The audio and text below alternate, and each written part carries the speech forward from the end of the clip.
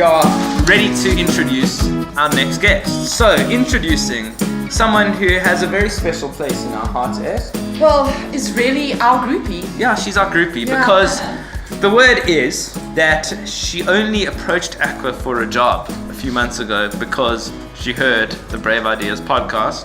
Just saying. We love you, Amy. That's what I told love you you. She has also got a devilish/awkward sense of humor and is one of the newer members of the Aqua tribe and a strategist in our team. Please welcome Amy Ford. Amy Ford, this is the question I have to ask you. What's new? Well, I'm new. Okay, yeah. But also, millennials are new. It's the new, I'm going to say it's a buzzword.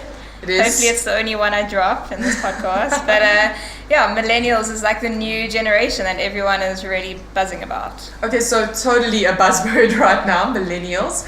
But maybe you can unpack that for those listening or viewing that don't really understand the term or why we would want to use the term specifically. Yeah, so millennials are, like I said, the new sort of consumer group that marketers and brands are worried about.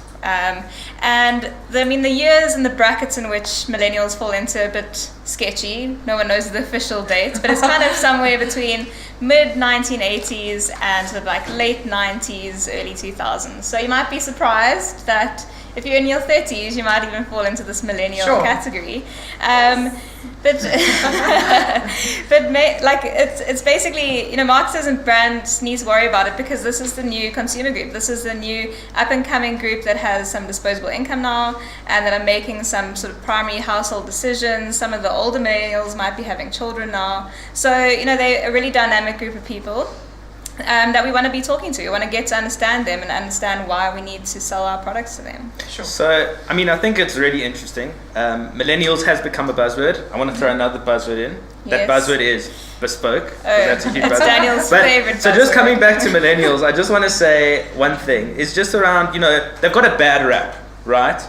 As marketers, we are quite sick up of millennials, and it's a word that's shoved down our throat. Why do millennials have a bad rap? What is it about them that make them difficult to understand?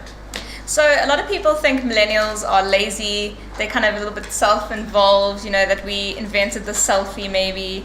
But I think that's the opposite of what we are. I think we may be a little bit misunderstood.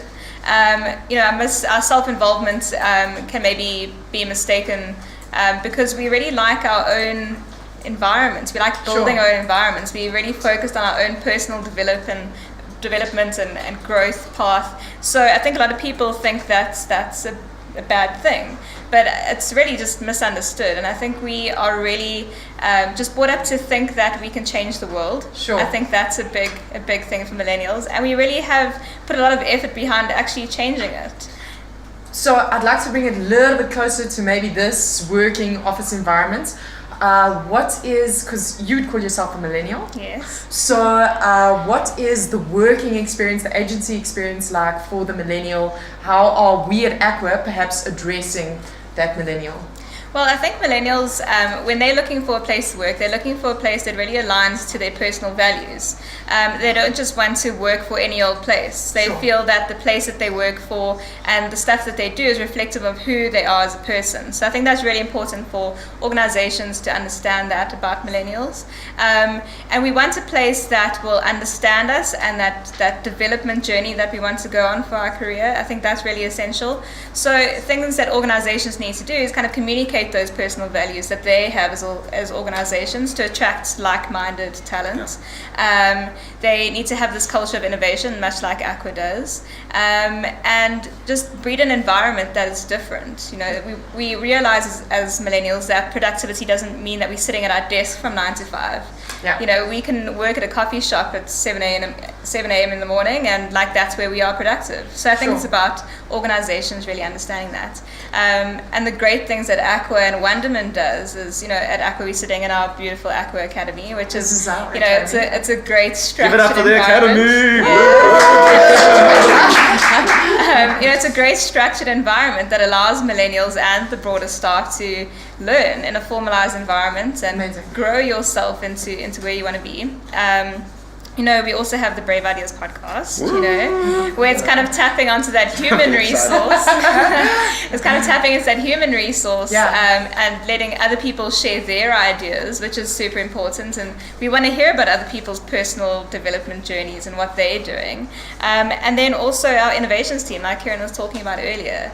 It's such a great platform for us as millennials to kind of share our ideas and feel that our ideas are worth something. So I think that's really great, and I think millennials are, there's a lot of things that organizations are doing well for millennials. And I also just want to pull it back to the South African environment, because I know that in the last few months at least, millennials have made a massive impact on our society, both from a political level as well as from a social level. And they tend to be a very so what I'm referring to is the fees must fall movement, which is around the student fee increase, the fee increases at universities, and there was a massive student uprising, if you will, that was driven by social media that resulted in real change in our market. So I think that's also quite scary for people. I think that millennials actually have a lot of power and can make things really uncomfortable for businesses and organizations. I don't know what you think, Es.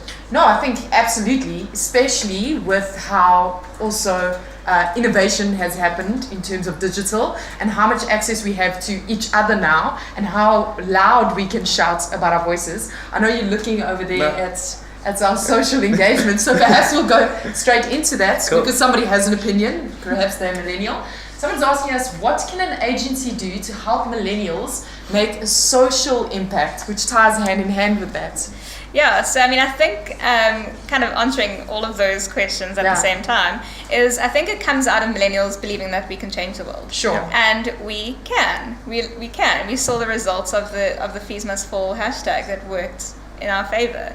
And how agencies can help that is understand that we have a voice that matters, and tap into that and make your staff feel like their voice counts for something, and that we want to work for a place that makes us feel good. And it's again aligning to those values, and we feel attracted to brands and agencies and places to work that are about goodness. That's awesome, and I think that's such a beautiful message around millennials wanting to do good. We're not all bad. Our bad rap is... We're not all selfish. We're not all selfish, self-obsessed narcissists. No. But... Except for Dan. I'm not a millennial. You're on Snapchat. Yeah, I'm Gen Z. You're close enough. Screenager, everyone.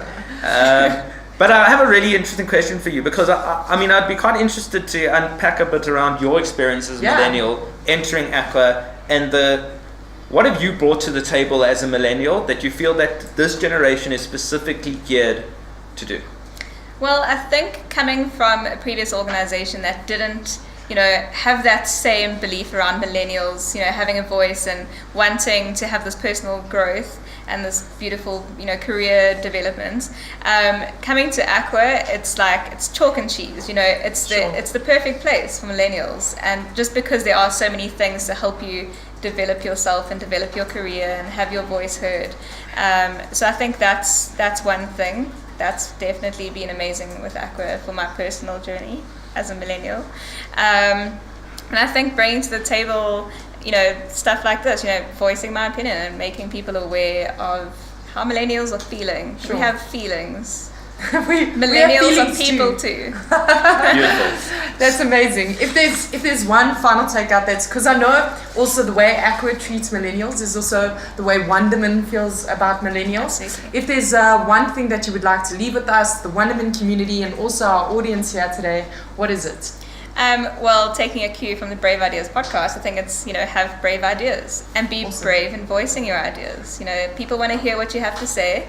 And be innovative, be brave, get your voice heard. Spoken like a true groupie. Thank you.